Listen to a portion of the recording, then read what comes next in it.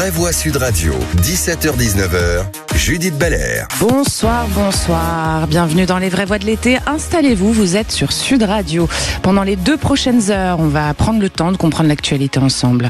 Au programme ce soir, les incendies, toujours au cœur de notre édition, avec les dernières informations du terrain et les témoignages de ceux qui y font face. Et puis en plus de notre question du jour et de notre grand débat, nous reviendrons sur la situation à Ceuta, l'enclave espagnole à la frontière avec le Maroc, où l'arrivée massive de près de 60 000 migrants relance le débat sur la politique migratoire européenne. Merci d'être avec nous. Les vraies voix de l'été, c'est maintenant. Les vraies voix Sud Radio. À 17h30, votre question du soir. Des milliers d'hectares détruits, des habitants évacués, des exploitations agricoles touchées, des pompiers mobilisés sans relâche. Dans ce contexte, le ministre de l'Intérieur, Laurent Nunez, annonce que 308 personnes ont déjà été interpellées depuis le début de la saison des incendies. Certaines sont soupçonnées d'avoir provoqué involontairement ou volontairement un feu, d'autres d'avoir donc opté et adopté des comportements à risque.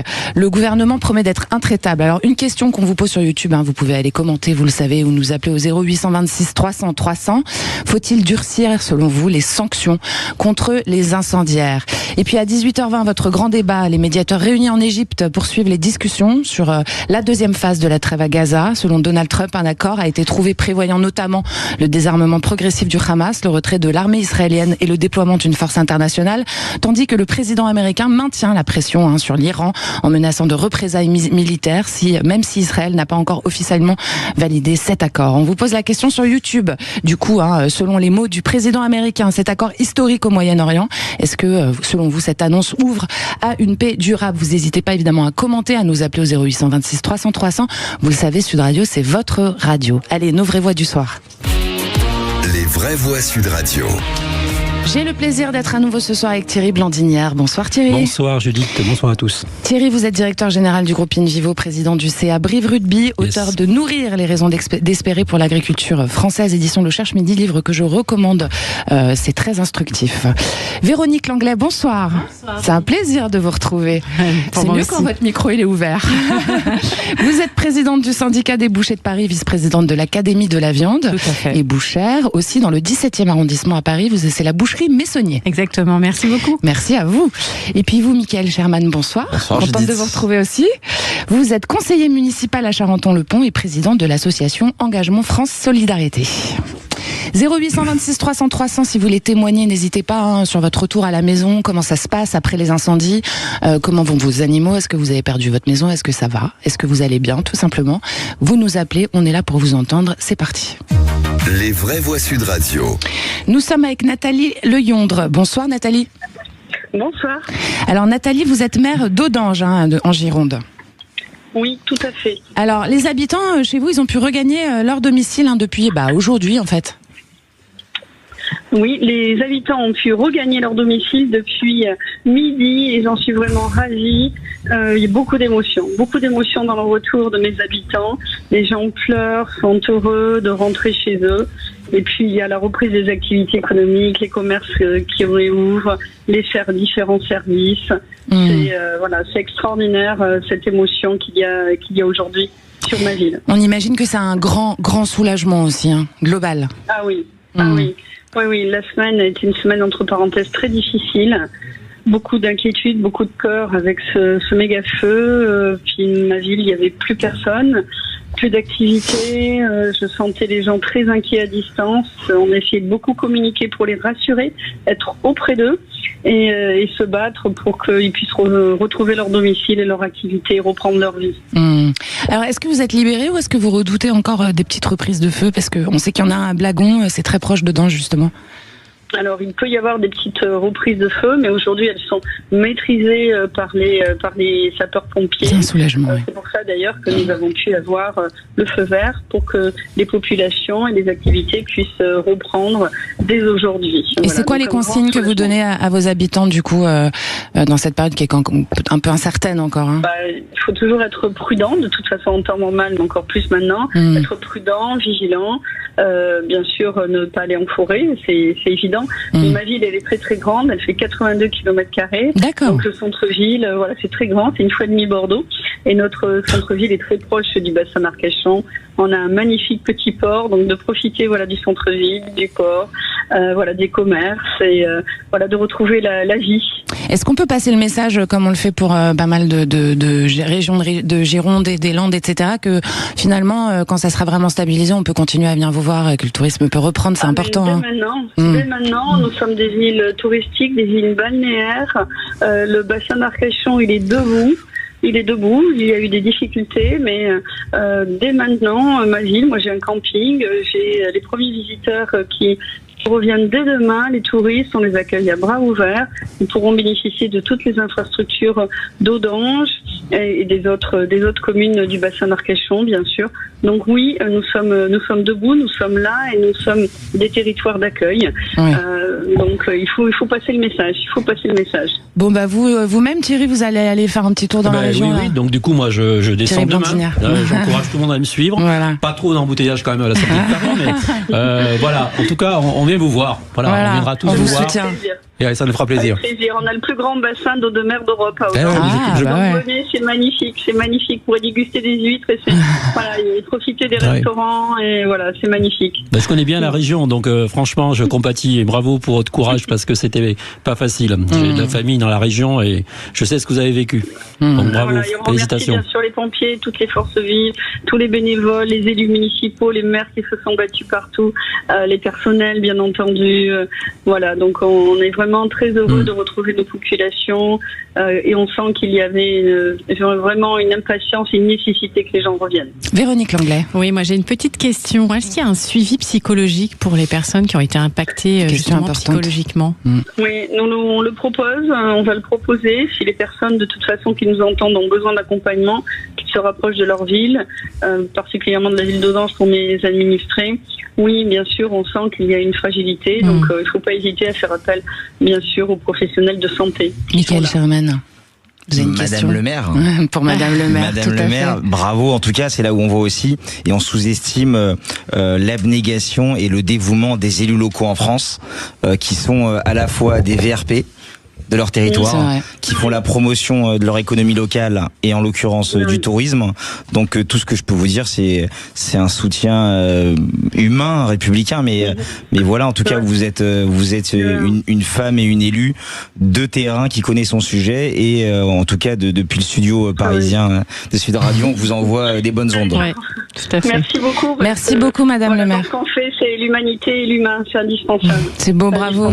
Nathalie Leyondre, je rappelle que vous êtes maire d'Audange en Gironde. Oui. Bravo pour votre engagement, bravo pour votre combat. On est de tout cœur avec vous. Et d'ailleurs, face aux incendies dans le sud-ouest, Sud Radio se mobilise avec la protection civile. Il y a eu 300 bénévoles, ils sont encore sur le terrain pour évacuer les habitants, accueillir les sinistrés, faire vivre les centres d'hébergement, venir en aide aux plus fragiles. Vous pouvez soutenir leur action, faites-le s'il vous plaît, dès maintenant en faisant un don sur protectioncivile.org. Et puis dans un instant, après des milliers d'hectares partis en fumée, 308 interpellations annoncées par Laurent Nunez, notre ministre de l'Intérieur ce matin. On vous pose la question sur YouTube, faut-il durcir les sanctions contre les incendiaires ? Vous pouvez nous appeler aussi au 0826 300 300. Pour en parler, nous serons avec Mathieu Bloch. Bonsoir Mathieu. Bonsoir. Bonsoir, vous êtes député UDR du Doubs. Vous avez déposé une proposition de loi ce mardi à l'Assemblée nationale. Oui, tout à fait. Donc j'ai déposé une proposition de loi qui crée une circonstance aggravante en cas d'incendie volontaire. D'accord. C'est-à-dire qu'aujourd'hui, au niveau du droit positif, vous risquez, si vous faites un incendie volontaire mais qui ne porte pas de conséquences humaines, c'est-à-dire qu'il n'y a pas de décès, vous risquez jusqu'à 15 ans de réclusion criminelle. Moi, je considère que dès le moment qu'on fait un incendie volontaire, qu'on met le feu volontairement dans une période de canicule où le préfet a pris un arrêté de sécheresse, où il a pris un arrêté de défense de faire des feux de forêt. C'est un acte criminel, c'est ça pour vous ? C'est un acte criminel, tout à fait. Et donc ça serait 20 ans de réclusion criminelle et jusqu'à 30 ans de réclusion criminelle dans le cas de la Gironde où vous avez des évacuations de population et des dizaines de milliers d'hectares. qui sont consumés, parce que c'est un crime finalement écocide. Bien sûr. Et puis ça a des conséquences évidemment économiques aussi dramatiques, que ça soit la fermeture, vous voyez vu dans le Gironde de camping en pleine saison, les restaurants, tout le secteur toutes les conséquences économiques, bien sûr. Toutes les conséquences économiques, la mobilisation des pompiers, des moyens aériens, etc. Bon, vous restez avec nous, Mathieu Bloch. On va pouvoir continuer à échanger autour de cette question. Je vous la rappelle, chers auditeurs, faut-il durcir les sanctions contre les incendiaires? Vous nous appelez au 0826 300 300 et puis évidemment vous commentez sur notre chaîne YouTube. On vous retrouve tout de suite. 17h-20h, les vraies voix Sud Radio. 19h, Judith Belair. 17h15 sur Sud Radio, vous êtes avec les vraies voix de l'été que je vous rappelle. Thierry Blandinière, directeur général du groupe InVivo, président du CA Brive Rugby, auteur de Nourrir les raisons d'espérer pour l'agriculture française, c'est au Cherche Midi, je vous le recommande. Et puis Véronique Langlais, présidente du syndicat et des bouchers de Paris, vice-présidente de l'Académie de la viande et bouchère dans le 17e, boucherie Messonnier, je vous la recommande aussi d'ailleurs. Et puis Michael Sherman, je vous recommande tout court. Vous êtes conseiller municipal à Charenton-le-Pont et président de l'association Engagement France Solidarité. C'est parti pour les vraies voix. La question du soir. Les vraies voix Sud Radio. Les incendies continuent de mobiliser les secours partout en France et en Gironde où plusieurs communes ont été durement touchées. Face à cette situation, le ministre de l'Intérieur, Laurent Nunez, a annoncé que 308 personnes ont été interpellées depuis le début des feux pour des incendies volontaires ou des comportements à l'origine des départs de feu. Les dégâts sont considérables et puis les pompiers, les habitants et les agriculteurs payent, on le sait, un lourd tribut. Le gouvernement promet d'être intraitable, mais devant la colère et le désespoir provoqué par ces actes, une question se pose, et d'ailleurs on vous la pose sur YouTube, vous n'hésitez pas à commenter. Faut-il durcir les sanctions contre les incendiaires? Vous pouvez aussi nous appeler au 0826 300 300. Nous sommes avec un auditeur, d'ailleurs, on file au standard. Vous êtes là, Laurent, avec nous? Bonjour Laurent. Oui, bonjour. Bonjour. Et vous considérez qu'il faut durcir les sanctions, c'est ça, Laurent, tout simplement? Évidemment. Vous avez été impacté, vous, par les incendies? Moi je suis patron d'une petite boîte, donc on est fermé. Ouais. On va pouvoir réouvrir demain matin là. Bonne nouvelle. Oui, bonne nouvelle, oui, tant mieux. Mais bon, pendant qu'on est fermé, on fait pas de chiffre d'affaires et puis même du chiffre d'affaires négatif, parce qu'il faut rembourser certains clients. Alors oui, il faut durcir les sanctions contre ces gens-là, parce que au-delà, il y a le coût sur les entreprises, il y a le coût personnel sur les gens qui ont tout perdu, Oui. Et puis le coût sur l'État aussi, qui a dû mobiliser des moyens importants, et c'est nos impôts. Donc non, faut les faire payer ces gens-là, faut y aller. Peut-être déjà même appliquer les sanctions déjà en place, j'ai envie de dire. Exactement. Mathieu, et moi je rebondis là-dessus, parce qu'au-delà de faire payer ces gens-là, il y a aussi un autre truc, et je voudrais relancer un appel aux politiques pour qu'ils fassent une saine pression sur les assurances. Ouais.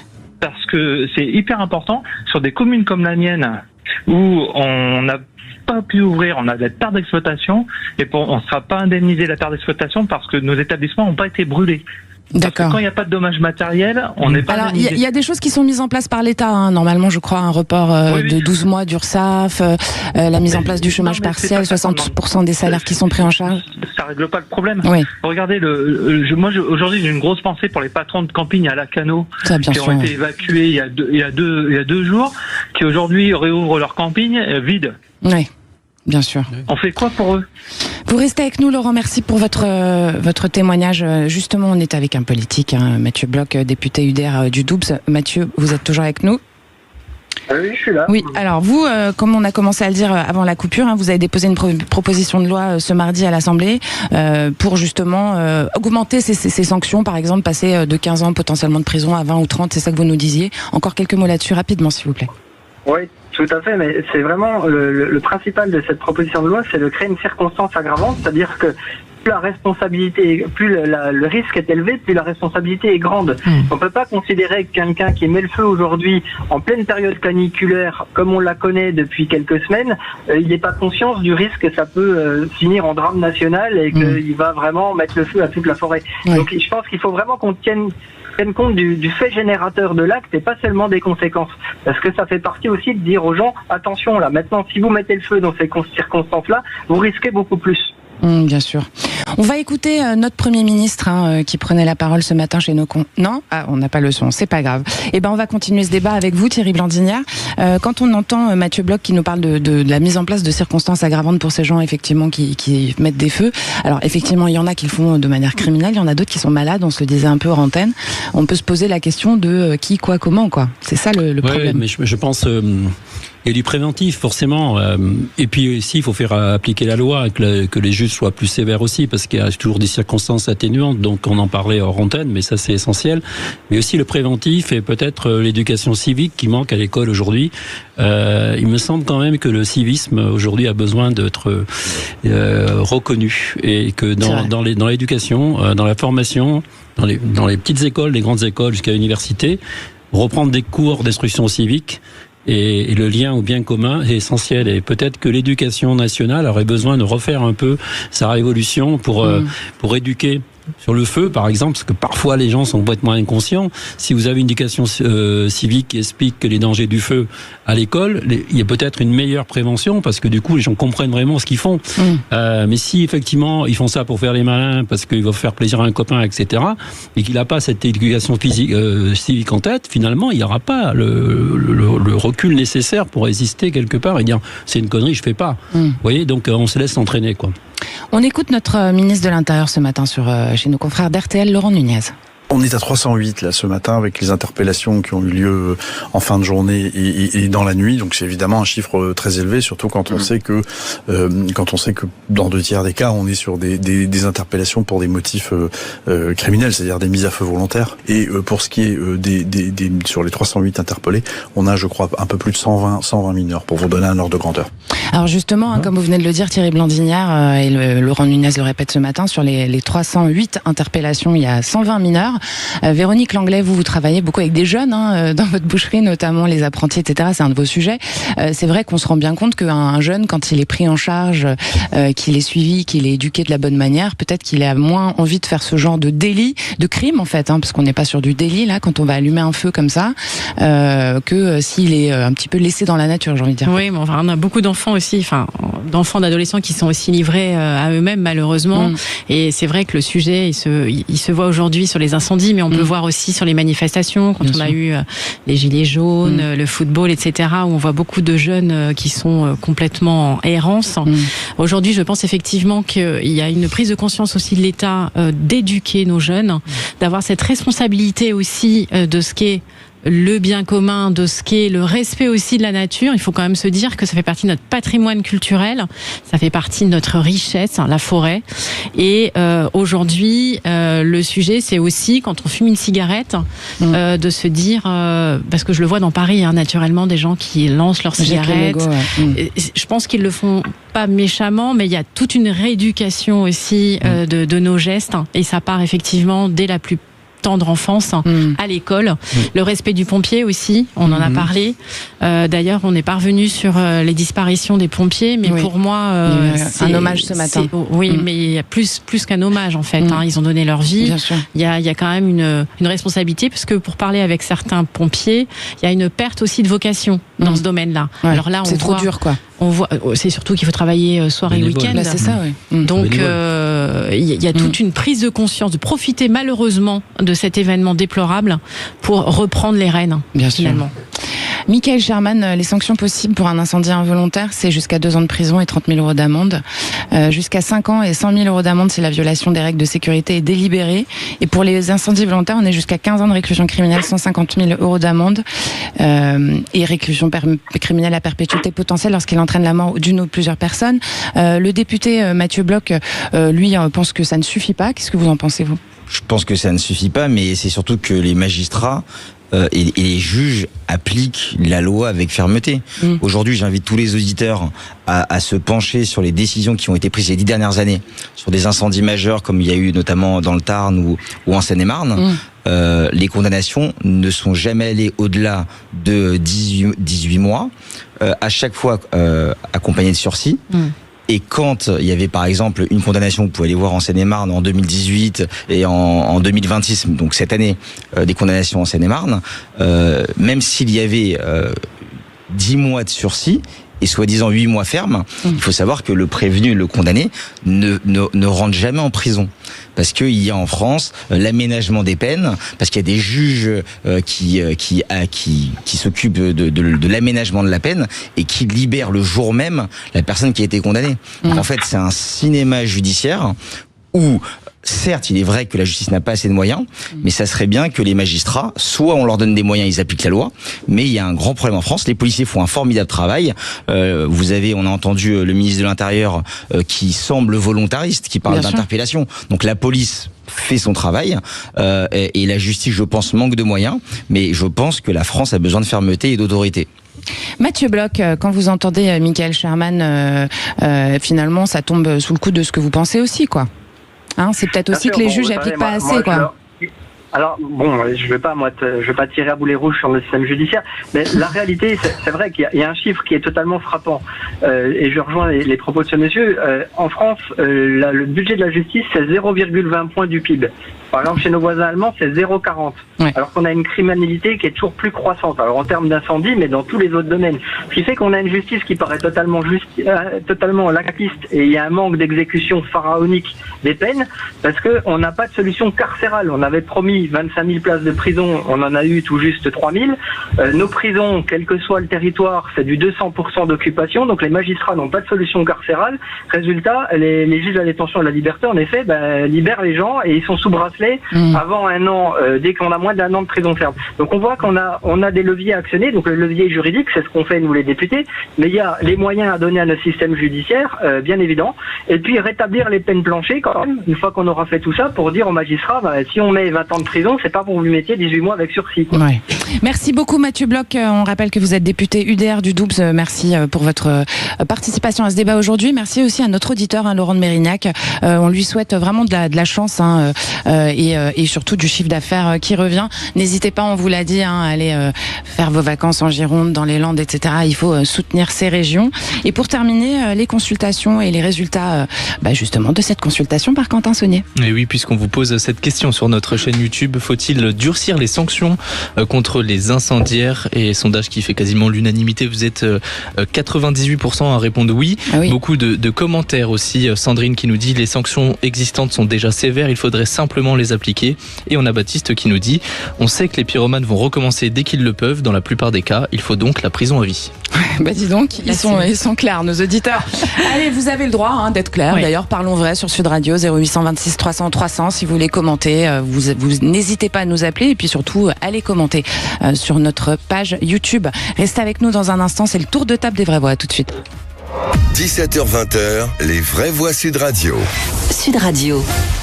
Sud Radio, 17h-19h, Judith Belair. Et à 17h30 sur Sud Radio, c'est le tour de table des vraies voix, les vraies voix de l'été.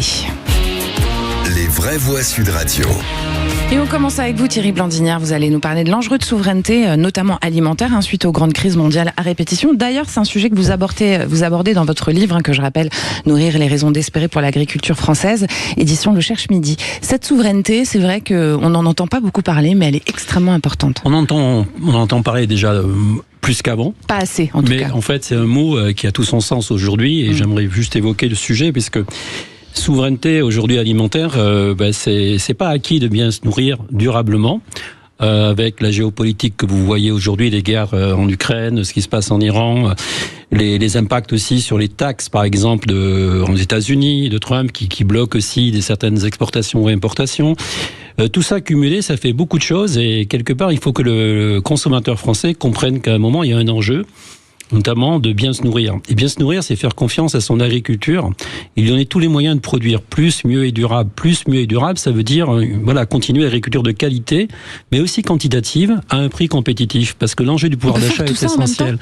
Et tout ça, c'est l'enjeu. C'est le but de mon bouquin, j'invite à le lire. Donc, a priori, je l'ai lu. Merci. Voilà, c'est un peu ma pub, excusez-moi. Et donc, du coup, on essaie de démontrer qu'il y a une voie possible.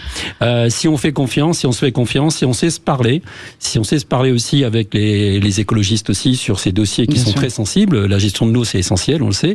Mais il y a des compromis intelligents à trouver. Et voilà, et j'essaye de porter ce message, de dire attention, demain, il n'est pas toujours acquis de pouvoir se nourrir dans de bonnes conditions. Il peut y avoir des ruptures de chaîne alimentaire. Vous avez vu que pendant le Covid, finalement, on a vu qu'il n'y avait pas de rupture de chaîne alimentaire et que finalement, les rayons n'étaient pas vides dans les magasins. Et pourquoi ? Parce que derrière, il y a l'agriculture française qui est là, il y a la chaîne agroalimentaire qui est là, voilà, il y a les bouchers qui sont là, la logistique, tout le monde est là, Rungis est là, etc. Et donc tout ça, ça paraît un acquis, mais ça l'est pas finalement. Le Doliprane, par exemple, était en rupture, vous voyez, parce qu'on avait perdu quand même au niveau pharmacie quelque part. L'approvisionnement du Doliprane n'était pas évident.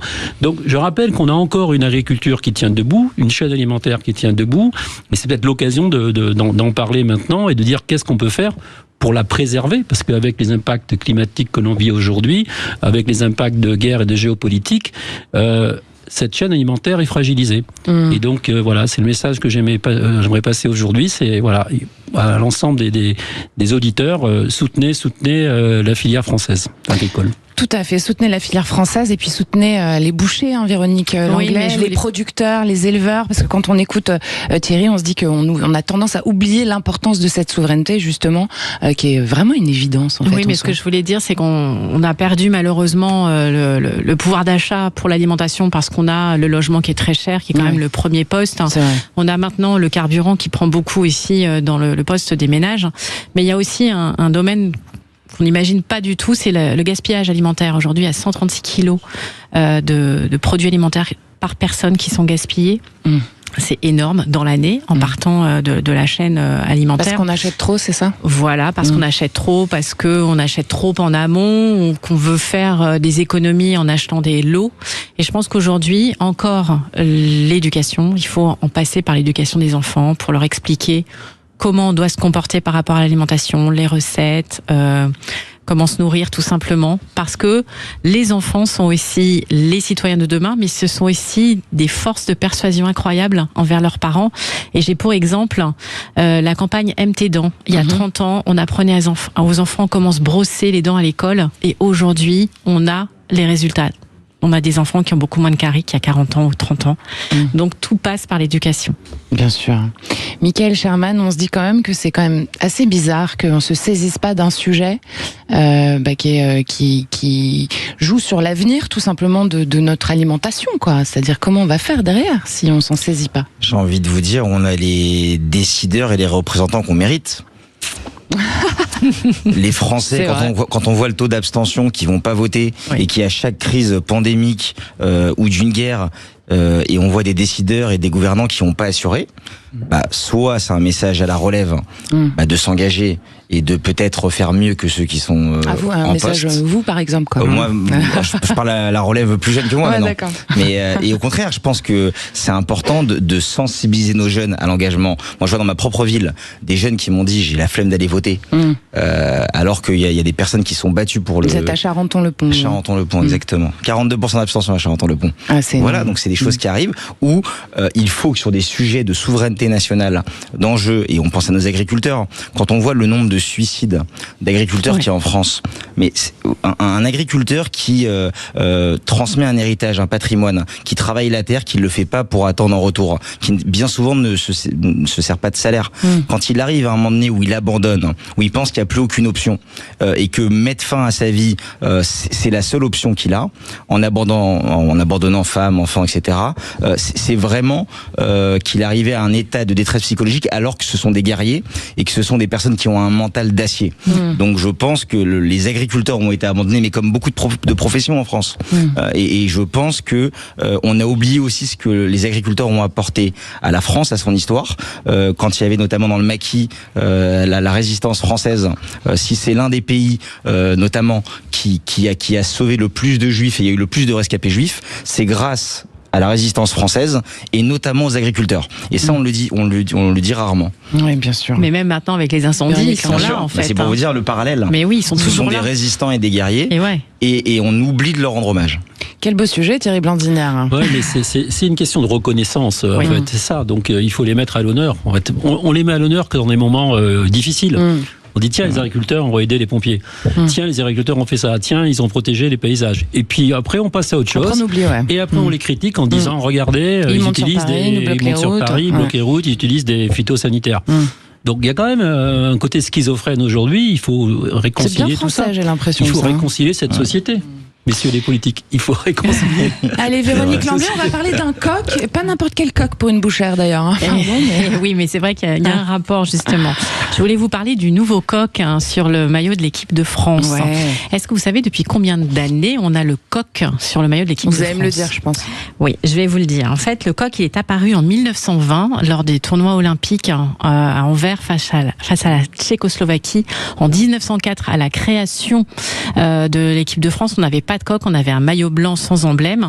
Et après, il s'est stylisé de façon différente, mais il a été cette empreinte de la France, cette identité. Quoi. Voilà, ça vient de Gallus en fait, qui veut dire coq et qui veut dire gaulois aussi. Donc on apprend avec vous. Hein. Oui. Non mais moi j'adore tout ce qui est en. Bah d'ailleurs vous devez voir, je suis en bleu blanc rouge aujourd'hui comme d'habitude. Et j'ai trouvé que ça avait beaucoup de sens parce que on a 2026, on a un nouvel entraîneur qui s'appelle Zinedine Zidane. On a eu justement une nouvelle stylisation je sais pas si ça se dit d'ailleurs. Nouveau design. Du coq, nouveau design. Il a changé plein de fois.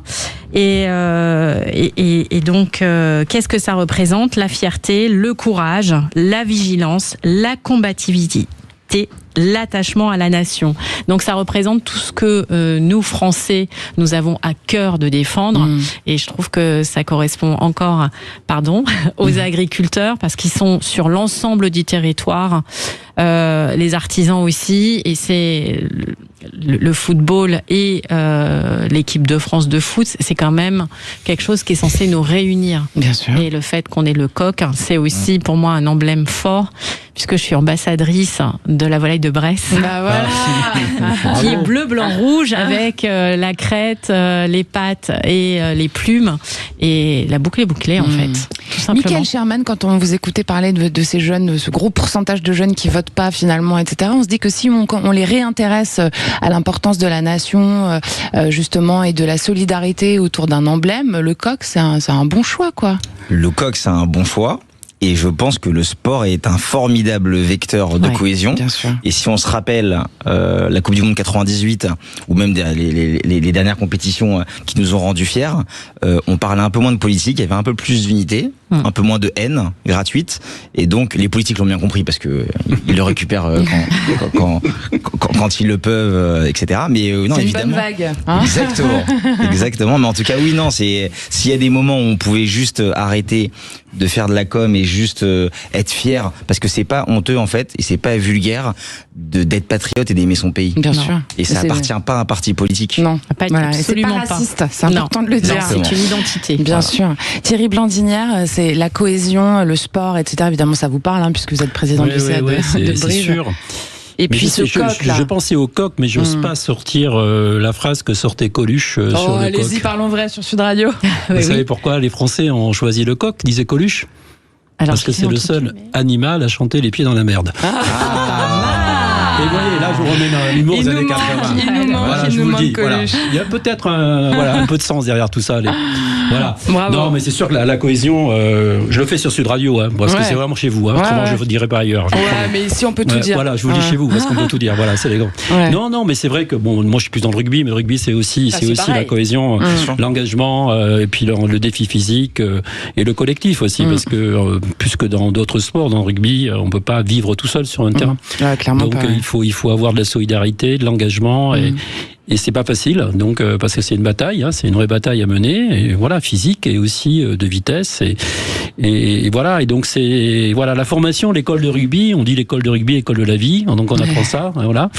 Moi j'ai fait cette école de rugby, cette école de la vie, et on apprend à prendre des coups, on apprend aussi à se faire respecter et à vivre ensemble. Et à s'aimer. La troisième mi-temps, enfin. Alors, je vais pas parler de la troisième mi-temps, parce que là, je vous invite aux fêtes de Dax bientôt. Il y a une heure. Michael Sherman, vous voulez faire un hommage à David Gritz, un Français de 24 ans, étudiant de Sciences Po à Paris en échange universitaire, qui a perdu sa vie dans l'attentat à la bombe revendiqué par le Hamas il y a 24 ans aujourd'hui. Exactement, Judith. Merci de me laisser rendre hommage à David Gritz, qui était un Français étudiant sur les bancs de Paris Sciences Politiques. Il était violoniste.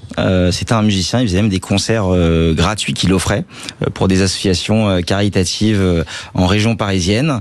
Et dans le cadre d'un échange universitaire, il est allé en 2002. Donc ça faisait 2 semaines qu'il était à Jérusalem, en Israël. Et la particularité de cette université hébraïque de Jérusalem, moi j'ai eu la chance d'y aller lorsque j'étais au lycée français de Jérusalem en terminale. Et j'ai visité cette université et j'étais jamais allé en Israël. Et la particularité de cette université, donc il y a plus de 90 nationalités, et donc c'est un lieu chargé de mémoire et d'histoire. Et vous voyez, donc il y a des juifs, il y a des musulmans, il y a toutes les religions, toutes les nationalités. Et en fait, encore une fois, c'est un peu comme ce qu'on a connu avec les pogroms anti-juifs du 7 octobre. Ils se sont attaqués avec cet attentat. En plus, ils ont pris la vie à un de nos compatriotes, David Gritz. Il y avait 10 autres victimes, mais ils ont attaqué un lieu de coexistence où vous avez des salles de prière musulmanes dans ce campus, vous avez évidemment une synagogue, vous avez une salle de prière pour les catholiques, il y a des laïcs, puisque c'est un pays, etc. Et en fait, encore une fois, le terrorisme islamiste a touché en 2002 un lieu vraiment de paix et des personnes qui travaillent pour la coexistence. Et donc ils ont pris la vie d'un de nos compatriotes, David Gritz. Il y a j'ai été rappelé à cet événement qui est triste parce que l'ambassade de France en Israël a publié un message d'hommage ce matin. Donc je l'ai vu et quand il fallait choisir un sujet, j'ai dit si Sud Radio peut servir à porter la mémoire de cette victime de la haine, et c'était le Hamas, l'organisation islamiste Hamas qui avait revendiqué sur Al Jazeera cet attentat islamiste. Donc hommage à David Gritz, un de nos compatriotes qui a perdu la vie il y a 24 ans et il aurait eu 48 ans aujourd'hui. Et d'ailleurs, on vous rappelle que notre débat tout à l'heure à 18h, justement 18h17, va parler de cet accord historique dont nous parle le président Trump au Moyen-Orient. Thierry Blandinière, quand on écoute Michael, on se dit que finalement ce sont les symboles de paix qui sont attaqués toujours. Mais toujours en fait. Et la France a une valeur internationale, je pense à ça, parce que je voyage beaucoup dans le monde aujourd'hui, par profession. Et la France a une voix, quelque part, tout à fait singulière, qu'il faut rappeler. Voilà, on est là, on est encore présent, et ce que vous avez fait, bravo, c'est un bel hommage. Et je pense que la France doit pouvoir parler d'une seule voix à l'international autour de ce consensus de dire il faut se respecter. Voilà, le respect, c'est essentiel. Et quand on voyage, moi je voyageais, j'étais en Uruguay il y a pas longtemps, c'est pareil. Le président d'Uruguay, il me dit, nous les Français, vous avez une singularité. Les Américains, les Brésiliens, mais vous, la France, vous êtes différents. Donc voilà, parlons de cette singularité française et défendons nos valeurs par rapport à ça. Les valeurs des droits de l'homme, en fait, c'est ça l'enjeu. Véronique Langlais, ça me donne envie de dire liberté, égalité, fraternité, laïcité aussi, c'est important. Choucroute, non ? Ouais, choucroute.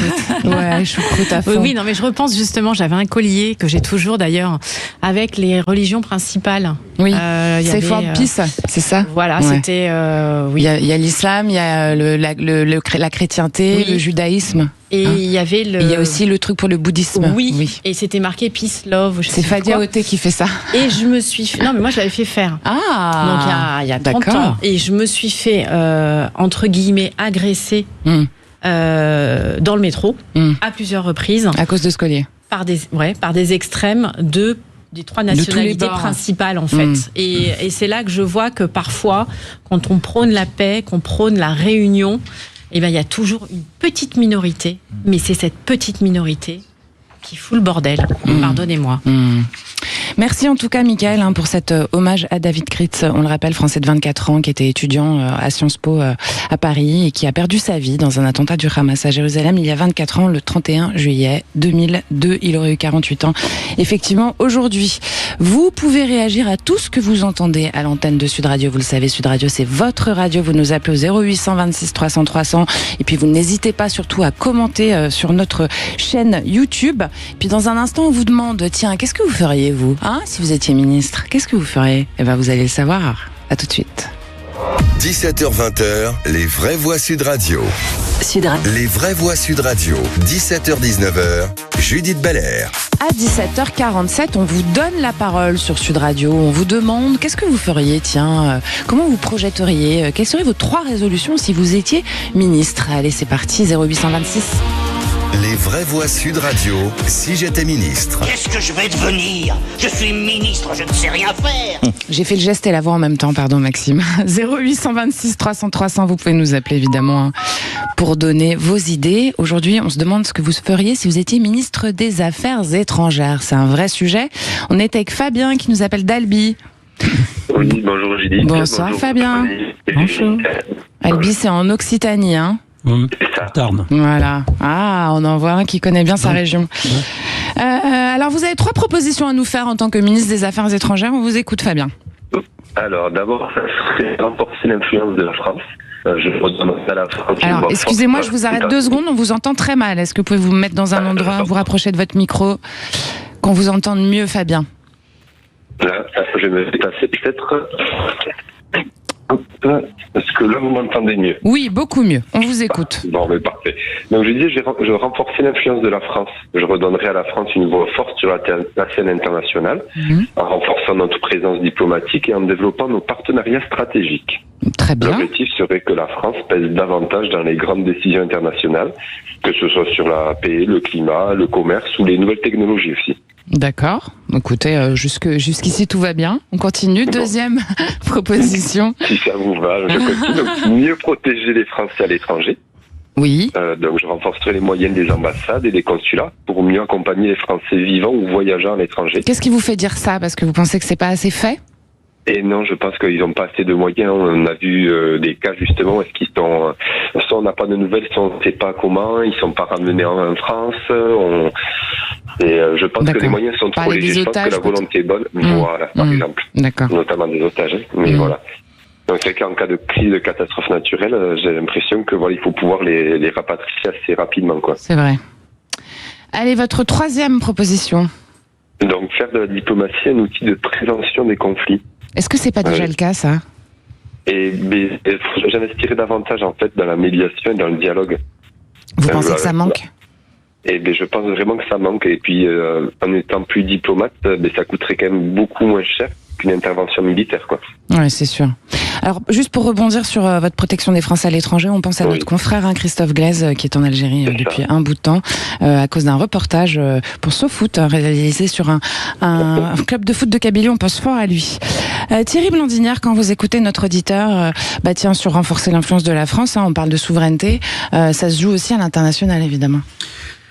Non mais j'adhère aux 3 points, je vous soutiens. Après c'est l'exécution, bien évidemment, c'est l'exécution, c'est comment le faire en fait, parce qu'en fait c'est les rapports de force qu'il faut savoir créer de plus en plus dans un monde très fragmenté aujourd'hui, où l'organisation du monde fait que on est conflicté et puis on n'est pas toujours capable d'imposer, parce que la France a une belle voix, mais quelque part économiquement a un poids économique qui sans l'Europe aurait du mal à s'imposer. Donc quelque part il y a le lien aussi avec l'Europe qu'il faut faire. Pour peser face aux Chinois par rapport aux Américains. Il y a un enjeu de rapport de force. On parle d'empire, maintenant c'est encore, peut-être que c'est un peu excessif, mais quand même il y a des blocs qui se créent, et le bloc européen a besoin de se souder pour avoir une politique avec la voix de la France en première ligne, mais une politique beaucoup plus forte, qui se fait respecter dans ses rapports de force. Et ça, c'est un combat qu'il faut mener, à tous les niveaux. Les ambassades aujourd'hui, que je vois de temps en temps quand je voyage, forcément, ils sont vraiment bien, ils sont vraiment en service, ils sont là, vous êtes, qu'est-ce qu'on peut faire pour vous en tant qu'entreprise, pour vous aider, etc. Donc l'intelligence économique aussi, ça compte beaucoup, et je trouve que les ambassadeurs ont beaucoup progressé sur la culture économique et la capacité à aider les entreprises à s'installer dans les pays pour faire rayonner la France. C'est pas simplement de la diplomatie de salon, on a vraiment des ambassadeurs qui comprennent l'économie, ça c'est très bien. Voilà. Bien sûr. Cette économie, allez-y. Et j'allais dire qu'on a aussi nos chambres de commerce, notamment la Chambre de commerce internationale, qui œuvre beaucoup à l'étranger. Je dis ça parce que je fais la Chambre de commerce de Paris, et c'est vrai qu'on a un rayonnement international incroyable aussi grâce à nos chambres de commerce. Donc comme quoi, il y a quand même des choses qui fonctionnent déjà. Et qui sont un vrai pilier pour nos ambassadeurs aussi. Michael Sherman. Je vais prendre la défense de notre diplomatie. Moi j'ai été français à l'étranger, j'ai été au lycée français de Jérusalem. J'ai côtoyé 3 ambassadeurs successifs, où il y a 150 000 Français en Israël, et les ambassadeurs ont plusieurs missions. Donc avant d'arriver dans un pays, ils ont une belle carrière au service de la France à l'étranger. On a plus de 160 ambassades. Je peux vous assurer, et je rejoins vos propos, c'est que sur les 160 ambassades, on a plus de presque 90 consulats à l'étranger. Ouais. On a un tissu via les chambres de commerce internationales, via Business France notamment, et des diplomates qui vraiment s'engagent. Et pour le coup, alors là vous avez peut-être raison, et je donne raison à l'auditeur, parce que je vais pas quand même le blâmer et dire qu'il a tort surtout.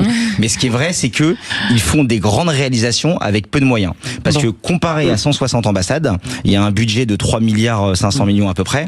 C'est pas beaucoup. Pas énorme, ouais. C'est pas énorme par rapport au boulot qu'ils font. Ouais. Et moi, je voudrais rendre hommage. J'ai le consul général de France à Tel Aviv, Mathieu Clouvel-Guervesso, qui change d'affectation et qui a rempli sa mission. Moi, j'ai eu la chance de côtoyer vraiment des diplomates qui donnent leur vie pour la France à l'étranger et qui, avec peu de moyens, à chaque fois qu'il y a une crise pandémique, une guerre, faire rapatrier des Français, quand on a eu des otages français à l'étranger, ils sont au contact des familles, ce sont vraiment des professionnels sociaux, ils sont au contact de chaque individu et d'être humain, et ils apportent par leur humanité, et vraiment l'amour de servir la France à l'étranger, une dose d'humanité, mais qui fait rayonner nos valeurs républicaines dans le monde entier, et c'est pour ça qu'on est encore respecté. C'est grâce, il y a presque 13 500 agents, dont 75% sont à l'étranger, et il faut leur rendre hommage parce qu'ils font vraiment avec peu de moyens des choses extraordinaires. Mais je voulais juste rapidement, vraiment, je voulais juste remercier aussi nos lycées français qui sont exceptionnels. Vous voyez, Fabien, vous avez fait des bonnes propositions qui font réagir nos vraies voix. Du coup, on est en retard pour le jeu, mais on va quand même le faire. Allez, le jeu de l'été. Les vraies voix Sud Radio. Alors Fabien, vous connaissez le principe, je pense. Vous choisissez déjà une de nos vraies voix, vous allez faire équipe avec elle, et puis les deux autres seront contre vous. Le but, c'est de trouver l'interprète des chansons que vous allez entendre. Et alors pour info, le sujet d'aujourd'hui, c'est un prénom dans la chanson. Alors Fabien, vous choisissez qui ? Je vais choisir Véronique. Et ben voilà, la pétillante Véronique Langlais. Allez, c'est parti. Son numéro 1. C'est Vanessa Paradis. Vanessa Paradis, elle l'a dit. Qui l'a dit ? C'est moi qui l'ai dit. C'est Véronique. Non mais dis donc. Elle l'a dit. Allez, Véronique. Allez, son numéro 2. Michael Jackson. Michael Jackson. Bravo. Bravo, Michael. MJ quand même. Thierry, toujours pas. Moi, je marque mon petit point. C'est la troisième fois que une passe. Ou deux, en général. On est en équipe qui prend le point. Voilà. Mais non, on est ensemble. Voilà. Allez, numéro 3. Laura. Johnny. Bon, alors là, Fabien, égalité. on vous entend pas beaucoup là. Égalité. Si. Ils sont beaucoup plus rapides, je vais, mais pas aussi rapides que Non, mais ils vont de plus en plus vite. Faut crier dans le téléphone, n'hésitez pas. On se fait déborder. Allez, son numéro 4. Roxanne, Police. Steve. Ouais. Non, c'était Police. Police, c'est Police, il l'a dit. C'est vous qui l'avez dit, Thierry. Bravo. On est à combien là, 2-2 ? Ah, vous avez votre petit point, ça y est. Ça y est. Bah, c'est bon, maintenant, je vous écoute. 2-2. Allez, numéro, vous êtes à 2-2, ouais. Numéro 5. Julien Clerc. Ah, Thierry, 2 points. Vous êtes à 3. Bravo. Voilà, c'est parce qu'elle a fait une semaine. Je suis fort. Allez, c'est parti. Elle est plus dure, celle-là. Numéro 6. Jeudi. Je l'ai pas. Si. Fabien. Judy, quelque chose. C'est Dolly. Non. Dolly Parton. C'est Dolly Parton. Parton. Ah, ils sont ensemble. Vous êtes ensemble, donc tout va bien. Ensemble. Ça va. J'allais dire, point commun. Magnifique, bravo, Fabien. Allez, numéro 7. Rita Mitsoko. Vous l'avez dit en même temps. Un point partout. Va falloir vous délimer. Bon, J'ai pas ça. vous avez compris. Hein. Ok. Allez, numéro 8. Les Stones. Bravo, Thierry. Angel, Bravo. Bah oui. Elle est trop bien, celle-là. On n'était pas là. C'est pas moi qui l'aurais dit. J'étais petit à l'époque, quand même. Allez, numéro 9. Comme le trèfle à 4 feuilles, je cherche. MC Solar. Ça, c'est mon voisin. C'est Fabien. Non, c'est Mickaël. Moi qui l'ai dit. parce que j'ai entendu aussi Fabien. Alors, on va être embêtés parce qu'ils sont à égalité. On a gagné. Je vais vous en trouver un en express. Allez, trouvez-nous un petit truc en express, Max. D'habitude, vous faites moins de points. Vous êtes fort là aujourd'hui, Thierry. Vous étiez concentré là. C'est vrai, mais bon, MC Solar, MJ, ça, j'ai été aidé. Allez, je suis sûr que Max il va nous trouver un petit son pour vous séparer tous les quatre. Attention, c'est du récent. Allez. Il faut que juste. Ouais, mais Max il est trop bon en blind test. Il est là. Mais moi je reste. Angèle. C'est pas du tout Angèle, mais c'est pas grave. On peut fêter la victoire sur une fausse réponse. Ouais, mais je sais pas moi non plus du coup parce que vous savez pas. Joli garçon, je la connais par cœur en plus. Vous connaissez pas Elena? Elena, ouais. Je l'avais pas. Ça, je le savais, mais je le savais pas. dit alors du coup. Vous n'avez pas, on finit sur une égalité ou il y aura un mec? Non, on finit sur une égalité. Les garçons bouchés, c'est pas possible par exemple. Allez, une dernière. J'ai longtemps parcouru son corps. Kyo. C'est bon, c'est nous. Vous avez gagné, bravo. Merci Fabien, vous revenez quand vous voulez. 0826 300 300 si vous voulez réagir, partager une expérience. Vous avez forcément une bonne raison de nous appeler. Vous le faites si vous avez envie de jouer aussi. Et puis 7 20 18 par SMS avec VV. Puis vous réagissez sur YouTube ou par mail avec jeparticipe@sudradio.fr. Merci Fabien. À bientôt. Merci à vous. Au revoir. Restez avec nous dans un instant. Eh bien, ça continue évidemment avec des témoignages de terrain sur le feu aussi. Et puis notre débat qui vient. Restez là. 17h-20h, les vraies voix Sud Radio. Vraies voix Sud Radio, 17h-19h, Judith Belair. 18h04 sur Sud Radio, vous êtes avec vos vraies voix du soir. Thierry Blandinière, directeur général du groupe Invivo, président du CA Brive Rugby, auteur de Nourrir les raisons d'espérer pour l'agriculture française, c'est au Cherche Midi. Véronique Langlais, présidente du syndicat des bouchers de Paris, vice-présidente de l'Académie de la viande et bouchère. Et puis bouchère, oui, dans le 17e, boucherie Messonnier. Et puis Michael Sherman, conseiller municipal à Charenton-le-Pont, président de l'association Engagement France Solidarité. Allez, on repart sur le terrain, 0826 300 300. N'hésitez pas à nous appeler pour témoigner de votre situation, si vous avez été sinistré, si vous rentrez chez vous après ces incendies qui ont ravagé une grande partie de notre territoire dans le sud-ouest et sur le reste d'ailleurs de la France. Voilà, on est là pour vous écouter. 0826 300 300, je suis avec Jennifer. Allô, bonsoir Jennifer Bessonneau-Brousset. Oui, bonsoir. Enchantée. Jennifer, vous êtes gérante de l'élevage du Haut de la Girauderie, c'est à Sainte-Hélène, en Gironde. Alors, on fait un petit point sur votre situation. Je crois que vous avez perdu 11 hectares sur 21 de votre parcelle et que vous avez 90 bêtes qui ont été exfiltrées le premier jour de l'incendie, surtout des chiens, des chats et des chevaux, c'est ça ? Oui, tout à fait, exactement. C'est tout à fait ça. Alors, la veille, on commençait déjà à s'inquiéter par rapport aux incendies qui avaient été déclarés sur la commune de Somos. Et donc, le vendredi, on a pris la décision d'évacuer avant même les mesures prises par la commune. Bien sûr. Alors, comment est-ce que vous avez fait pour les exfiltrer, vos animaux, et comment ils vont ? Alors, il a fallu engager des gros moyens au niveau des chevaux parce qu'on en a 12 et que les transports ne peuvent pas se faire tous d'un seul coup. Surtout que nous avions des poulains. Donc, beaucoup de bénévoles se sont proposés de venir nous aider. Ouais. Et on a fait en plusieurs étapes puisque ce déplacement a duré à peu près 4 heures pour exporter les 12 chevaux dans d'autres centres équestres. D'accord. Ils sont toujours pris en charge là-bas pour l'instant, on imagine ? Oui, tout à fait. On ne peut pas les réapatrier pour le moment. Les fumées sont trop importantes. Les déclarations d'incendie sont trop régulières. Aujourd'hui, nous avons eu 2 départs simultanés à quelques minutes d'intervalle. Donc, on ne peut pas se permettre de ramener les animaux. Oui, on imagine. Alors, comment vous vous sentez, vous aussi, Jennifer ? Alors, on imagine que vous ne dormez pas beaucoup. C'est ça, il y a plus de sommeil, on est tout le temps sur le qui-vive, les reprises de feu, mais aussi les incendies volontaires déclarés ces derniers jours font qu'évidemment, on est quand même très sollicité au niveau réactivité et éteinte des feux parce que les pompiers sont présents, mais ils ont une telle surface à couvrir qu'on les a pas forcément sous la main instantanément et qu'il faut avoir beaucoup de matériel, beaucoup de moyens pour pouvoir pallier de suite aux urgences. Et à intervenir très rapidement. Vous avez été aidé par un élan de solidarité, vous le dites, qu'on vous a aidé pour exfiltrer les animaux. Finalement, dans ces moments de difficulté, ce qui est agréable, et c'est ce qu'on se disait en début d'émission, c'est que quand même les gens se serrent les coudes. C'est ce que vous constatez aussi, Jennifer Bessonneau-Brousset ? Tout à fait. En fait, on a eu tellement de monde qui sont venus nous aider, non seulement pour faire les évacuations, mais après pour le plus. C'est-à-dire que beaucoup venaient avec des citernes, des tonnes à eau, des motopompes pour nous aider à pallier à ce genre de situation. Dimanche, on a failli perdre notre exploitation et le bénévolat en fait des gens, leur élan de gentillesse et leur présence en fait a fait que nous avons sauvé l'exploitation, parce que ce n'est pas que notre exploitation à nous, elle est aussi à nos animaux, et que si on avait tout perdu, jamais plus ils auraient eu leur lieu d'habitat. Bon, on imagine que ça va avoir un impact sur votre activité, mais en tout cas, on vous souhaite vraiment beaucoup de courage, Jennifer Bessonneau-Brousset. C'est gentil. Merci pour votre témoignage. On rappelle que vous êtes gérante de l'élevage du haut de la Girauderie, c'est à Sainte-Hélène en Gironde.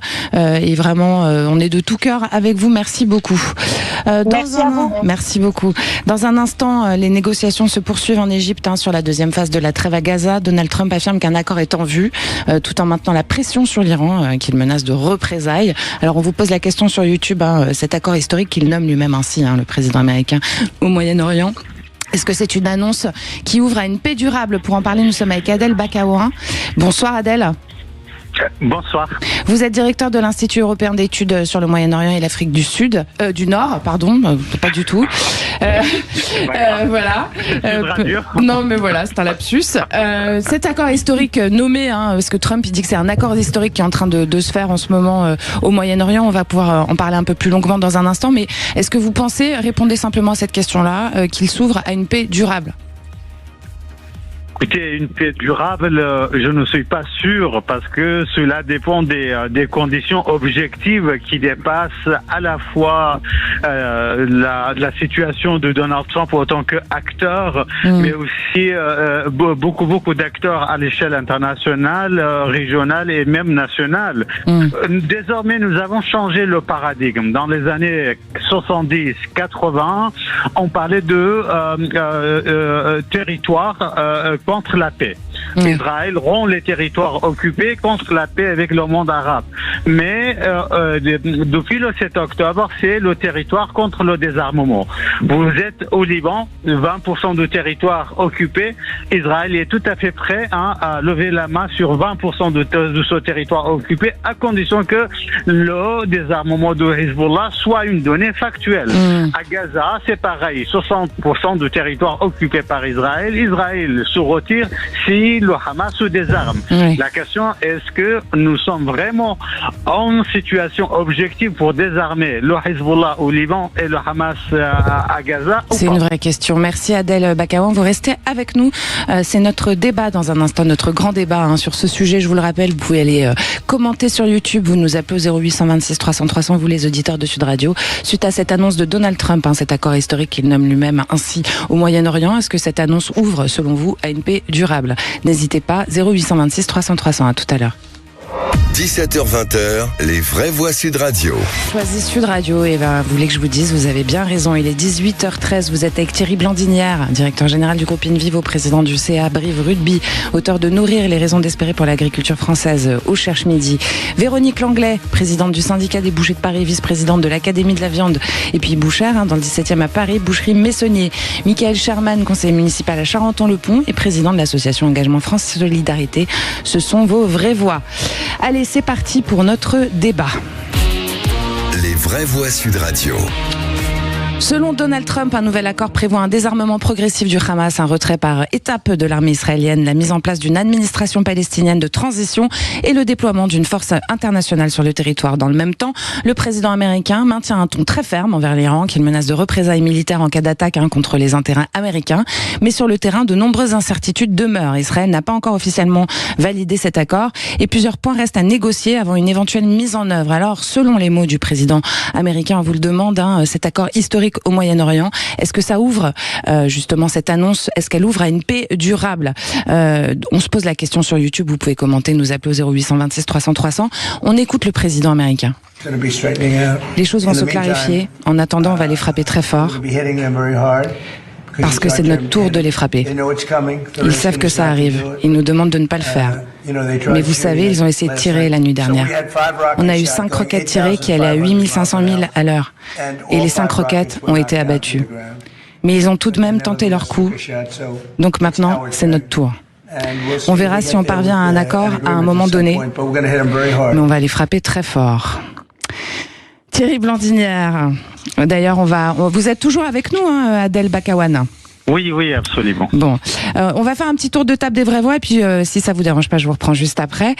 Thierry Blandinière, du coup, quand on entend ce président américain s'engager ainsi, en même temps d'un côté sur deuxième phase de trêve et vers la paix entre la Palestine, enfin Gaza et Israël, et de l'autre côté menacer les Iraniens, enfin l'Iran, en tout cas la République islamique d'Iran, on sait plus très bien où il se place et ce qu'il veut faire, quoi.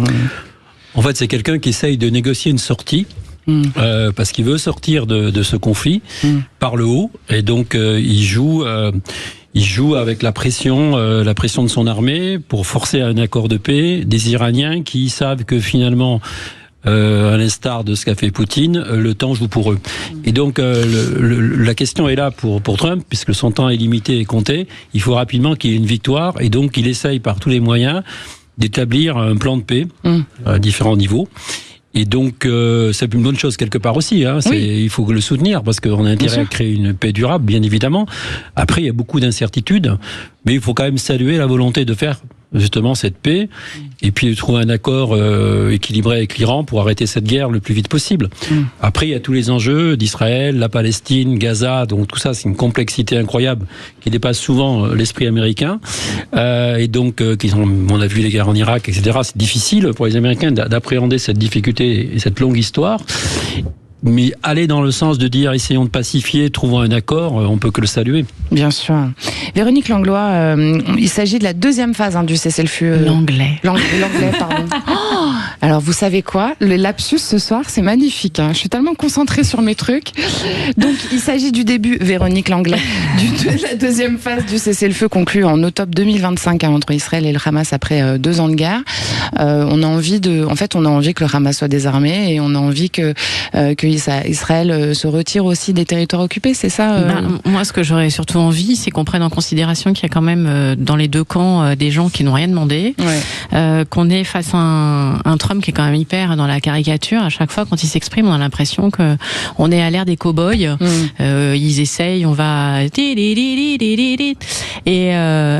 moi, ce que je vois, c'est aussi quelqu'un qui se met beaucoup en avant. Je trouve qu'il a un profil très particulier, Monsieur Trump. Je vois plus quelqu'un qui pense à lui finalement que aux populations qui souffrent de toutes parts, et surtout je perçois quelqu'un qui aimerait bien avoir le prix Nobel de la paix et qui fait tout ce qu'il peut pour montrer qu'il est pour la paix. Pardon, parlons vrai sur Sud Radio. Michael Sherman, il y a le négociateur du Hamas, alors je ne sais même pas que... Bon.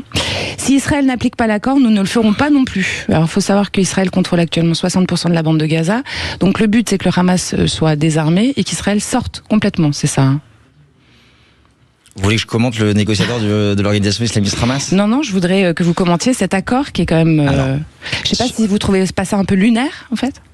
Ce qui se passe, c'est que je comprends ce que vous dites et sur la caricature et l'image qui est renvoyée du président des États-Unis. Mais c'est quand même le 47e président des États-Unis, où même si nous, de notre point de vue de petits Français, il nous paraît un personnage parfois exagéré et caricatural, mais il a quand même réussi quelque chose d'historique en 2020, qui était les accords d'Abraham. Il a réussi de mettre les Émirats Arabes Unis, le Royaume du Maroc, le Bahreïn autour de la table pour faire signer un accord de paix avec des peuples et des cultures qui ne se parlaient pas pendant presque 80 ans. Et ces accords d'Abraham, qui avaient suivi l'Égypte en 79 et la Jordanie en 94 ou 95, c'était quand même quelque chose d'historique. Donc je pense que même si c'est vrai qu'il y a des comportements parfois qui nous paraissent disproportionnés et des prises de parole qui sont qui ne correspondent pas à nos valeurs et on est différents. Mais moi j'ai tendance à regarder la réussite du projet. Et quelles que soient les motivations du président des États-Unis, même si c'est pour son ego et pour son prix Nobel de la paix, tant qu'il y a la paix à la fin et que les gens souffrent pas, même si c'est pas lui son leitmotiv, moi personnellement, en tout cas, moi ça me dérange pas. Parce que on y arrive. Non, mais pourquoi ? Parce que quand je vois aujourd'hui des peuples comme aujourd'hui, c'est les peuples qui souffrent. La République islamique d'Iran, les Iraniens sont otages de ces mollahs d'Iran. Il y a des jeunes qui sont pendus tous les jours en ce moment. Des gens de 17 ans, 18 ans, 20 ans, c'est terrible. C'est pareil pour les Libanais. Terrible. Le 2 juillet dernier, Trump avait réussi à faire un accord cadre avec le Liban sur les frontières et en fait il arrive par le prisme du business à mettre des entrepreneurs et des négociateurs autour de la table et ils s'entendent pas. Ils ont chacun dans chacune des familles israéliennes et libanaises durant la deuxième guerre du Liban, il y a eu des morts, il y a eu des tragédies, c'est des peuples qui ne se parlaient plus. Le président des États-Unis a réussi à mettre autour de la table des businessmen, des philanthropes, des mécènes qui vivent en diaspora et à dire les gars, moi, je suis là pour, je veux mon prix Nobel de la paix. C'est vrai, il le dit. Il dit, moi, je suis l'homme de la paix. Donc maintenant, vous allez vous parler, vous allez faire du business. Et c'est pas grave si vous vous aimez pas. Mais moi, je veux, c'est que maintenant, c'est que ça marche. Et en fait, non, mais ça marche. J'ai envie de dire, en même temps, il a presque raison, quoi. Mais non, mais en plus, ça marche. Non, mais ce qui est fou, c'est que ça marche. C'est qu'il l'a fait. Il l'a fait avec ses pays. Et je peux vous assurer que, alors, la différence, c'est qu'avec la République islamique d'Iran, c'est un peu différent. C'est compliqué. Alors justement, on va poser la question à notre invité Adel Bakawan. Vous êtes directeur de l'Institut européen d'études sur le Moyen-Orient et l'Afrique du Nord, et puis vous êtes auteur aussi de la décomposition du Moyen-Orient, justement, aux éditions Talendier. Moi, je voudrais avoir plus d'informations sur ce Comité national pour l'administration de Gaza, qui entamera bientôt une transition progressive vers l'exercice de l'autorité pleine et entière soutenue par la Force internationale de stabilisation. Grosso modo, qu'est-ce que ça veut dire ? Écoutez, tout d'abord, je vais rebondir sur Donald Trump. Je salue bien évidemment, en tant que chercheur, la volonté de Donald Trump pour ce déploiement de la paix ou ce paradigme de la paix adopté partout dans le monde.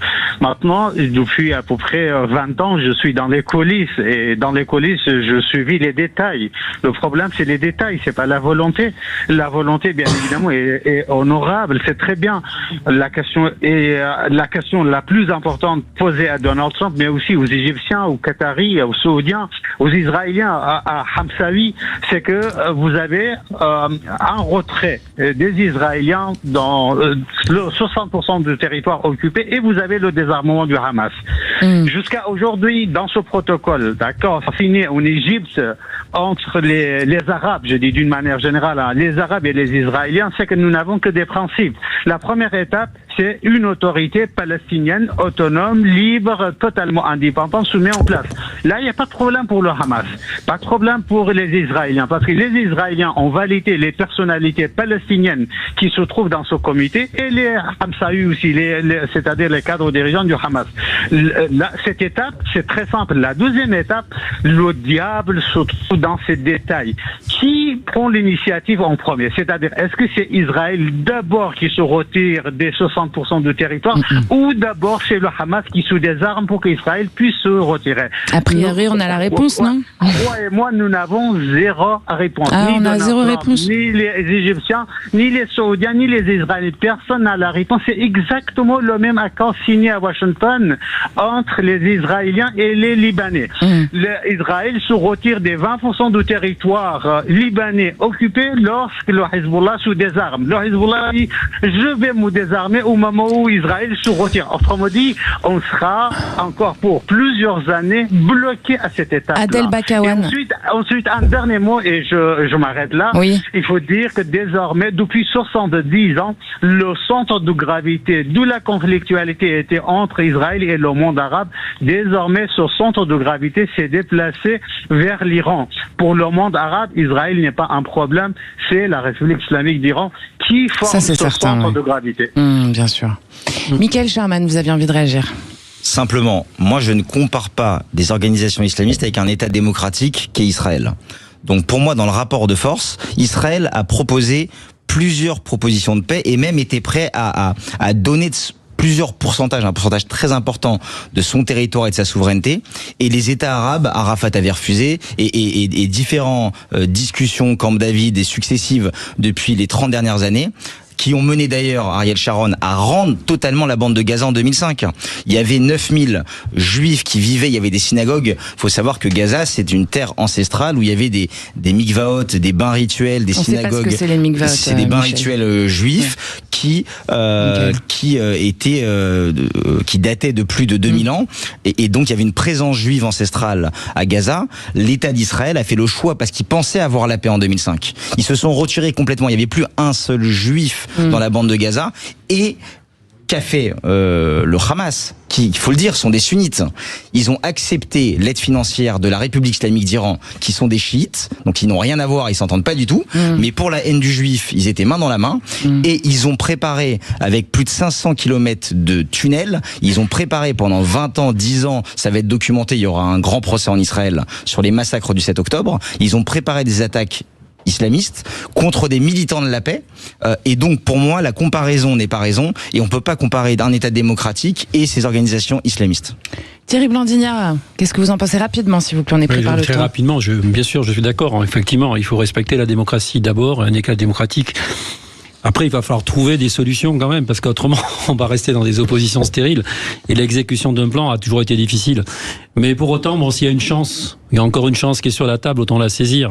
Bien sûr qu'il faut travailler sérieusement sur le plan et l'exécution, et c'est d'abord au Hamas certainement à faire les efforts, et au Hezbollah aussi, et ensuite Israël doit se positionner. C'est dans ce sens-là que doit se faire. Ouais. Il faut pas être naïf avec les interlocuteurs. Quand vous négociez avec des terroristes, c'est pas pareil qu'avec un État démocratique et qui sont de bonne volonté. Je comprends très bien. Merci beaucoup Adel Bakawan pour votre participation à ce débat aujourd'hui. Je rappelle que vous êtes directeur de l'Institut européen d'études sur le Moyen-Orient et l'Afrique du Nord, auteur de La décomposition du Moyen-Orient aux éditions Talendier. Chers auditeurs, vous le savez, vous pouvez aller commenter sur YouTube nos débats et puis nous appeler au 0826 300 300. D'ailleurs, les résultats de cette consultation par Quentin Saunier. Et oui, puisqu'on vous pose cette question, accord historique au Moyen-Orient, cette annonce ouvre-t-elle à une paix durable? Et vous n'êtes pas nombreux à y croire, vous répondez non à 89%. Beaucoup de commentaires également. On a Armel qui semble admirative, elle, du président américain. Elle dit, on peut dire ce qu'on veut de Trump, mais c'est le seul président qui essaye de faire la paix. Zoé, à l'inverse, qui nous dit ne jamais se fier aux paroles de Trump. Et on a Jean-Michel qui, lui, s'inquiète et qui dit, malheureusement, à chaque fois, il y a l'un des belligérants qui brise l'accord. Merci beaucoup Quentin, et vous restez avec nous. Dans un instant, ça va être les coups de fil de l'été. On va aller faire un tour du côté de la Gironde pour savoir comment vont nos agriculteurs, comment ils font pour revenir sur le terrain, comment vont leurs exploitations, comment est la projection à venir. Voilà, il est 18h27 sur Sud Radio, on revient tout de suite.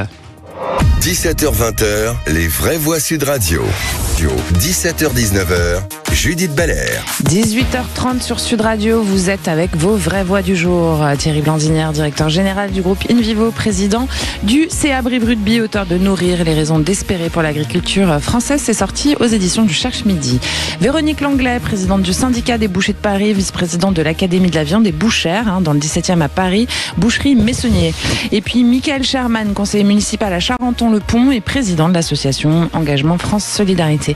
Allez, on part prendre des nouvelles de nos agriculteurs. Les vraies voix Sud Radio. Les incendies sont maîtrisés, mais pour les agriculteurs et les éleveurs, le combat continue. Exploitation touchée, animaux à protéger, pertes financières. Beaucoup tentent aujourd'hui de reprendre leur activité malgré les dégâts. Alors comment vont-ils? Comment ça se passe pour eux? On part à Saint-Médard-en-Jalles, en Gironde. Vincent Montchany, vous êtes avec nous? Oui, je suis là, bonjour. Bonjour, 0826 300 300, c'est le numéro qu'on vous composez pour nous joindre à l'antenne. Vincent, vous êtes éleveur de bovins à Saint-Médard-en-Jalles, justement en Gironde. Oui. Alors déjà, on imagine que on voudrait d'abord savoir comment ça va, comment va votre exploitation, où vous en êtes. Ça va, on n'a pas été directement impacté par les incendies, même si l'incendie est arrivé aux portes de Saint-Médard. D'accord. Et si la météo avait été un petit peu moins favorable, on était impacté. Oui, on imagine que vous avez eu très peur.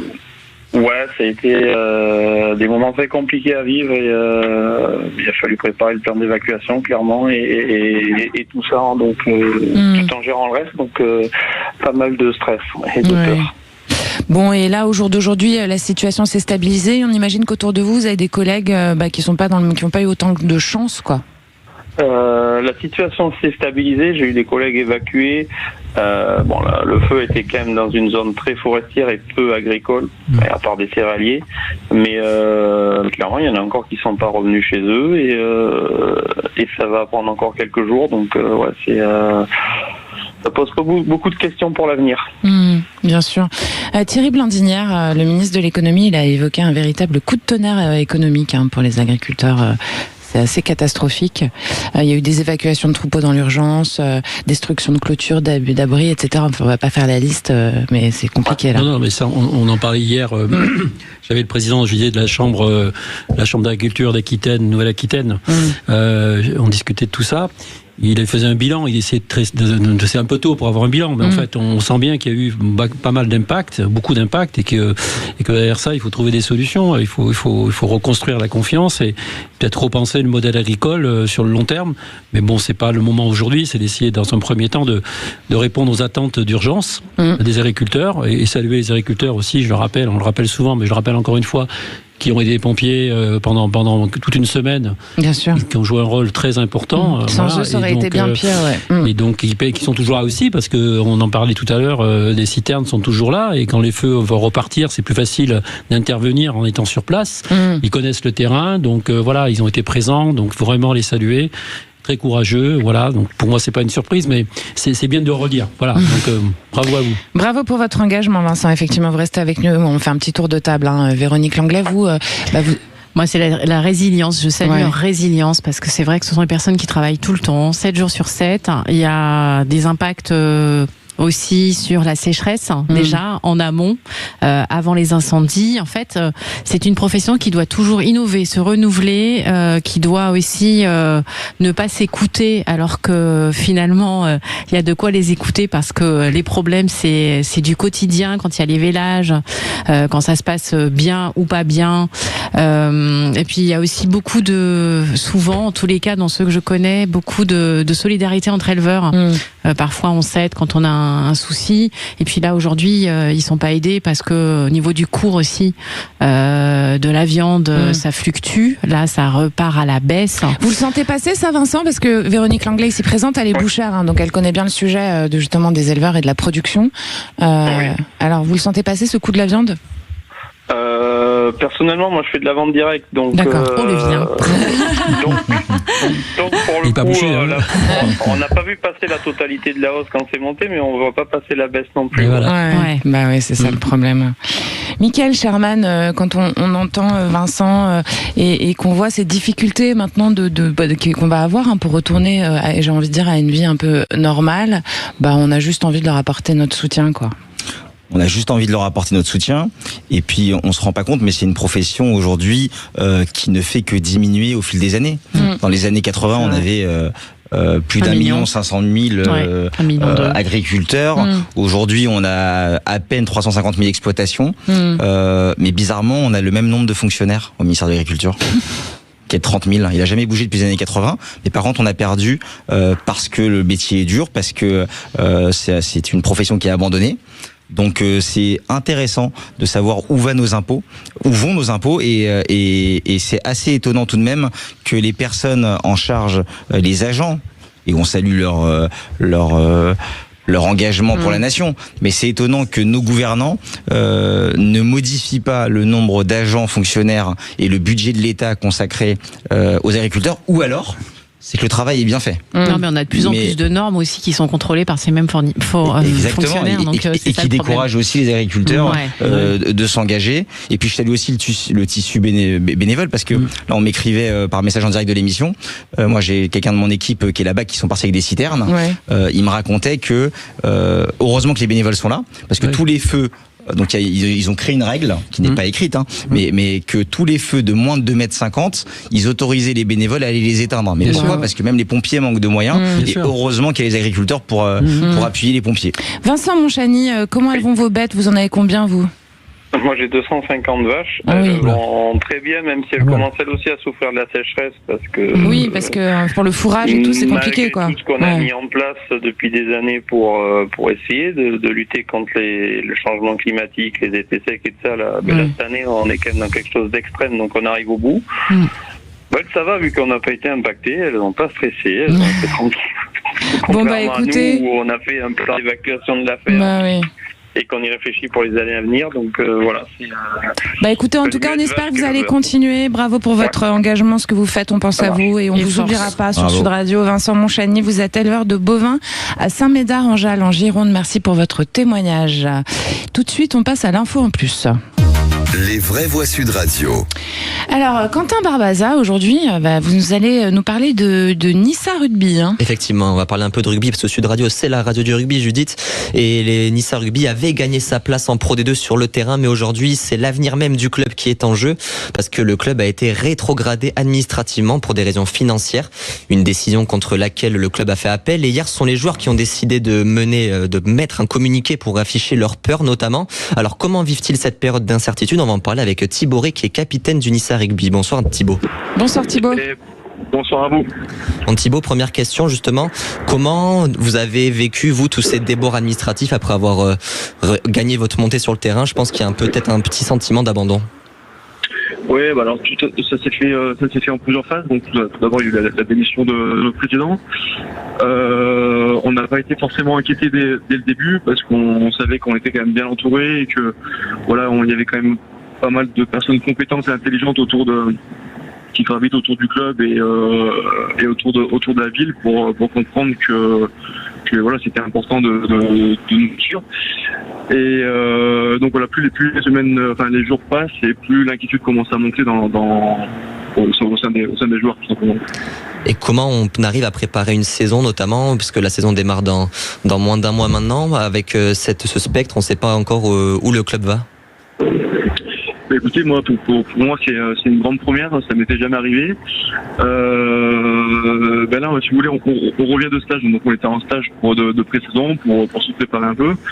On garde quand même nous, joueurs, notre focus sur ce qu'on sait faire, sur notre rugby, sur notre projet de jeu. Mais c'est vrai que là, ces derniers jours, la situation commence à un peu à prendre plus de place dans le mental, quoi. Voilà, dans le mental, dans nos discussions. Voilà, on sent un peu cette inquiétude qui est en train de monter. Thierry Blandinière, vous qui êtes patron de club de rugby, on va vous demander tout simplement ce que vous pensez de cette situation pour le Nissa Rugby qui a été exclu, donc on le rappelle, de Pro D2 pour des raisons financières. D'abord, je soutiens tous les joueurs, les dirigeants, et puis je pense que ils vont trouver un accord. Enfin, j'espère que le président démissionnaire va trouver un accord financier avec la mairie. Que j'aimerais bien recevoir Nice, comme c'est prévu, le troisième match, je crois, à Brive. J'aimerais bien vous recevoir à Brive, bien sûr, bientôt. Vraiment. On essaye d'être solidaire, on sait que c'est difficile, en fait, on en parlait un peu comme ça en aparté avant cette émission. Financer des montées, c'est toujours très difficile parce qu'il faut beaucoup de budget et la marche est de plus en plus haute. Et donc, que ce soit de national vers Pro D2 ou par exemple de Pro D2 vers Top 14, c'est un immense défi pour les dirigeants. Donc j'espère qu'ils vont trouver des solutions, mais il faut bien mesurer l'immense défi pour financer un changement de division pour la ville, pour les dirigeants. Et donc j'espère vraiment de tout cœur que vous allez trouver une solution et qu'on va vous recevoir à Brive en septembre avec plaisir. C'est quoi la solution? C'est un investisseur, Thierry? Alors moi je ne connais pas exactement le club, effectivement, moi, je connais le président, mais en fait l'idée c'est qu'il y a un financement à trouver. Ouais. Il faut couvrir une dette, on va dire, vis-à-vis de la 2R. La 2R c'est le régulateur, et donc je sais qu'à Nice il y avait 4 millions d'euros à garantir. Il y a 2,5 millions et 1,4 million pour la tribune, c'est ce que j'ai lu dans la presse, que tout ça doit essayer quand même enfin tout le monde doit s'aligner, je pense, autour de ça. Je souhaite vraiment qu'il y ait un accord pour le rugby à Nice, c'est important. Mais Thibaut, quel est le sentiment qui prédomine aujourd'hui quand on sait qu'il y a eu une réception, notamment par le maire, M. Éric Ciotti, à la mairie, à la Villa Masséna, etc., qui vous a promis de soutenir le club et puis après un désengagement? C'est quoi le sentiment qui prédomine actuellement dans le groupe? Alors, si vous voulez, nous, on a tous communiqué, on veut pas créer de polémique, on voulait juste faire entendre notre voix, parce que depuis le début, on parle de démission, on parle de relégation, on parle d'amende, de retrait de points, mais on parlait pas de nous, les joueurs, qui sommes vraiment au centre des débats, et c'est nous qui sommes avant tout en danger. Donc voilà, ce communiqué avait pour but qu'on puisse aussi s'exprimer. On est 50 joueurs, on est là, c'est la fin des recrutements, donc on est vraiment en danger si le club venait à tomber. Donc après, moi ça fait maintenant 6 ans que je suis au club à Nice, et ça fait 3 saisons qu'on nous parle de stade. Je sais pas si vous êtes déjà venu au stade à Nice, mais voilà, c'est pas... Ouais. Bon, Thibaut-Ré, merci beaucoup pour votre témoignage. On vous entend assez mal. En tout cas, on vous souhaite vraiment bonne chance pour ce financement. On rappelle que le Nissa Rugby a été exclu de Pro D2 pour des raisons financières. Vous êtes deuxième ligne et capitaine du Nissa Rugby. On vous souhaite bon courage. Merci Quentin Barbosa. Oui, et à dire que la Pro D2 est à suivre à partir du 27 août sur Sud Radio. Ah, donc c'est dans pas très longtemps. Sud Radio, la radio du rugby. Bravo, on a bien appris notre leçon. Allez, dans un instant, après une arrivée massive de migrants à Ceuta, où près de 60 000 personnes ont franchi la frontière entre le Maroc et l'enclave espagnole en quelques heures, la France, Laurent Nunez, annonce un renforcement des contrôles à ses frontières. On vous le demande d'ailleurs sur YouTube. Qu'est-ce que vous en pensez, les renforcements des contrôles aux frontières? Est-ce que c'est une mesure qui répond à vos attentes, vous, les Français? Vous allez commenter, vous nous appelez au 0826 300. À tout de suite. 17h-20h, les vraies voix Sud Radio. Les vraies voix Sud Radio, 17h-19h, Judith Belair. 18h45 sur Sud Radio, merci de nous avoir choisi. Un petit rappel de nos vraies voix. Thierry Blandinière, directeur général du groupe InVivo, président du CA Brive Rugby, auteur de Nourrir, les raisons d'espérer pour l'agriculture française, c'est aux éditions Le Cherche Midi. Véronique Langlais, présidente du syndicat des bouchers de Paris, vice-présidente de l'Académie de la viande et puis aussi bouchère dans le 17e à Paris, c'est la boucherie Messonnier. Michael Sherman, conseiller municipal à Charenton-le-Pont et président de l'association Engagement France Solidarité. Allez, tout de suite, on se demande ce qui fait bouger les réseaux sociaux. Les vraies voix Sud Radio. 60 000 migrants sont arrivés aujourd'hui à Ceuta. C'est une enclave espagnole qui est située au nord du Maroc après une nouvelle vague de tentatives de passage vers l'Europe. C'est une situation qui ravive les inquiétudes sur la pression migratoire aux frontières de l'Union européenne. En réponse, la France annonce un renforcement des contrôles à plusieurs de ses frontières. Le gouvernement assure vouloir mieux lutter contre l'immigration irrégulière, démanteler les réseaux de passeurs, renforcer la sécurité et prévenir d'éventuels mouvements migratoires vers le territoire français. Alors on vous pose la question sur YouTube. Vous n'hésitez pas à commenter les renforcements des contrôles aux frontières françaises. Est-ce que c'est une mesure qui répond aux attentes des Français? Qu'est-ce que vous en pensez de cette question, Thierry Blandinière? Est-ce que c'est suffisant, ces renforcements de contrôles aux frontières? Et est-ce que vous pensez que la situation est catastrophique, comme le disent certains? Bon, quand on parle de contrôle aux frontières, on peut parler de la politique en Italie, donc ce qu'a fait Meloni. Avec des résultats qui sont au-delà de tout parti politique. Quand on regarde vraiment sans être partisan les résultats, on peut considérer qu'il y a eu des résultats. Donc en fait, c'est pas une fatalité. Schengen, c'est Schengen, mais l'Italie peut aussi faire respecter donc sa loi italienne. Donc, je pense qu'on Giorgia Meloni, elle veut exclure l'Espagne de l'espace Schengen. Elle a fait, cette annonce ce matin. J'ai pas suivi, je suis désolé. Aujourd'hui. C'est vrai, je suis désolé. C'est vrai que ça va vite. Non, mais là vraiment. Mais moi, je pense qu'il y a c'est pas un sujet nouveau en France, mais c'est vrai que maintenant il faut vraiment le traiter sérieusement et que on voit qu'il y a des possibilités. Et on peut pas toujours dire c'est à l'Europe de s'en occuper. Donc voilà. Bien sûr. Véronique Langlais, quand on sait qu'il y a tous ces gens qui se pressent à la frontière comme ça, aussi parce que finalement ils ont besoin d'une autre vie, ils cherchent ailleurs, mais que c'est géré en fait. On se demande comment c'est géré, on se demande pourquoi le Maroc fait cela. A priori, il y a des problèmes avec l'Espagne. Il y a beaucoup de misère humaine derrière ça aussi. On voit des gens qui sont prêts à tout. Il y a eu des morts, il y a eu 34 morts selon le président. J'ai entendu beaucoup moins. On voit en plus quand on regarde les images que ce ne sont que des hommes. Que des jeunes hommes. Des jeunes hommes. Ça pose justement un vrai sujet sur ce qui se passe par ailleurs. Est-ce que nous sommes prêts à accepter en France? Je sais qu'il y a déjà beaucoup de politiques qui réagissent par rapport à cette situation. Moi, je le déplore parce que je vois l'humain avant tout. Je pense que la France, c'est l'Eldorado qui fait rêver, mais on est arrivé quand même à un point de non-retour. Voilà. On voit aussi les conséquences que ça peut avoir. Alors, je veux pas faire madame de l'extrême droite, mais malheureusement, il y a aussi des profils très critiques qui se glissent dans cette population. Il y a des réseaux qui sont des réseaux mafieux, je le rappelle, oui, des réseaux de passeurs qui sont là effectivement pour récupérer le maximum d'argent, presser les gens. Et je trouve ça vraiment très triste. Je pense que ça sera l'objet des prochaines présidentielles. Là, il y a vraiment une prise de conscience à avoir vraiment importante. En revanche, je reste aussi convaincue que les frontières doivent rester des frontières et pas des passoires. Michael Sherman, on sait que dans un message posté sur X, Laurent Nunez, il a aussi annoncé l'activation de la force frontière d'intervention rapide pour les contrôles en profondeur. Un acronyme de plus, c'est bien l'hypercommunication ministérielle en plein été. La réalité, c'est qu'on n'écoute pas les Français. Les Français, le 25 mai 2009, ils ont répondu à plus de 54% non pour une constitution de l'Europe. Est-ce qu'on les a écoutés? Non. Il y avait un dernier sondage dernièrement, CNews Europe 1 JDD, qui affirmait que 71% des Français étaient pour le rétablissement des frontières. Le problème, c'est que c'est bien la communication ministérielle et je ne remets pas en cause le côté volontariste du ministre de l'Intérieur Nunez, qui est plutôt pro-France et qui a pas beaucoup de... Il est au travail, en tout cas. Voilà. Il est au taquet. En plus, c'est un préfet de la République. Moi, ce qui me gêne, par contre, c'est que nos décideurs, et pour reprendre le cas du ministre de l'Intérieur, c'est que c'est un ancien préfet. Et moi, je suis pas trop d'accord qu'on mette aux responsabilités ministérielles quelqu'un qui vient du monde administratif. Parce que quand le pouvoir administratif vient et prend le pouvoir politique, on arrive à des conséquences où la démocratie... Il est pas du tout responsable de ces 60 000 migrants qui sont bloqués à la Ceuta, quand même. Alors, qui est responsable ? On ne sait pas d'où ça vient, mais a priori, ça vient du Maroc. Il y a un problème entre le Maroc et l'Espagne. En tout cas, il y a l'Allemagne qui, eux, jusqu'à mi-septembre, ont rétabli la fermeture de leurs frontières. Et donc... en fait, ce que vous dites, c'est qu'il vaut mieux fermer la frontière que de mettre une force frontière d'intervention. Je pense qu'on peut s'inspirer des décideurs allemands qui sont plutôt cohérents dans leur politique extérieure et intérieure et la protection de leurs frontières.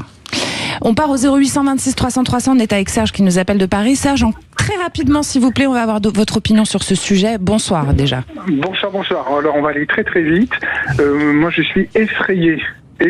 Pedro Sanchez avait ouvert les vannes. En tout cas, avait déclaré qu'il allait ouvrir les vannes ou les a ouverts. Ça a fait un appel d'air. Et aujourd'hui, il en paye les conséquences. Et demain, nous en payerons, nous, les conséquences. On avance les OQTF de 2027. Quand on voit les images sur CNews, on a les OQTF de 2027 qui sont déjà arrivés à la Ceuta. Voilà, à Ceuta. C'est comme ça. Voilà. Donc j'ai été très vite pour vous. Vous avez été très vite, vous êtes parfait. Merci beaucoup, Serge. C'est effrayant. Bon, écoutez, merci beaucoup. J'aurais bien continué ce débat plus longtemps. C'était un vrai sujet, ça. Thierry Blandinière, Véronique Langlais, Michael Sherman. Merci d'être venu partager avec nous cette émission. Moi, j'étais ravie d'être avec vous aussi, chers auditeurs. Ça continue juste après 19h, évidemment. Et puis, nous, on se retrouve lundi. En attendant, vous serez avec Laurence Perrault ce week-end. C'est parti pour les coups de cœur de Christophe Jiquel. Éclaé, la marque de cosmétiques naturels de Camargue. Les coups de cœur de l'été, Christophe Jiquel.